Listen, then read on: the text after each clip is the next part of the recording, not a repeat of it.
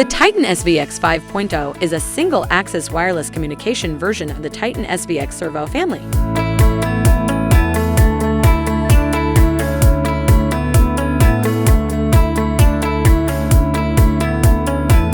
The size of the TITAN-SVX 5.0 is 130 by 76 by 30 millimeters.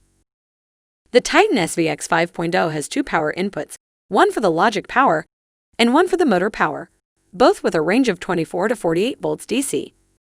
The 4-pin connector is for connecting a stepper, brushless, DC, or voice coil motor. The first 15-pin D-sub connector is used for the main incremental encoder and Hall inputs, as well as for the secondary encoder input. The second 15-pin connector is used for 8 digital inputs, 3 digital outputs, and 1 analog input. The Mini-B USB connector uses the virtual serial communication driver, allowing for easy interface with Windows, Linux, or Mac. The TITAN-SVX 5.0 uses Bluetooth or Wi-Fi for wireless communication. The TITAN-SVX 5.0 comes with the antenna port and the USB port for programming the wireless controller. A microSD card can also be used to store any motion or historical data.